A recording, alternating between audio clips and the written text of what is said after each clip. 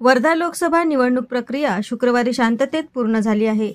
वर्धा लोकसभा मतदारसंघात महायुती आणि महाविकास आघाडीमध्ये लढत असून महायुतीचे वर्धा लोकसभा उमेदवार रामदास तडस आणि महाविकास आघाडीचे अमर काळे रिंगणात होते, तर बहुजन समाज पक्षाने येथून मोहन रायकवार यांना उमेदवारी दिली आहे। त्याचप्रमाणे अपक्ष उमेदवार सुद्धा रिंगणात होते। महाराष्ट्रातील वर्धा लोकसभेचे मतदान शुक्रवारी पूर्ण झाले।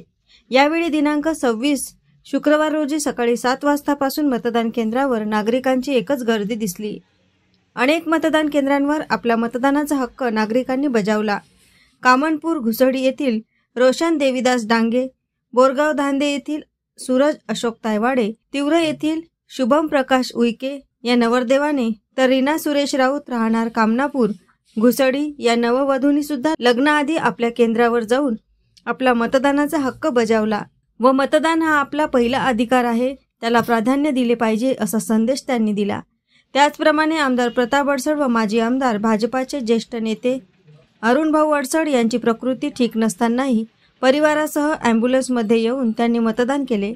स्वाभिमानी शेतकरी संघटनेचे कार्यकर्ता कपिल पडघाण, वर्धा लोकसभा मतदारसंघाचे उमेदवार अमर काळे यांनी सुद्धा आपल्या मतदानाचा हक्क बजावला। तसेच माजी आमदार वीरेंद्र जगताप यांनी सुद्धा सहपरिवार मतदान केले। मतदान केंद्रावर पोलिसांचा चोख बंदोबस्त होता।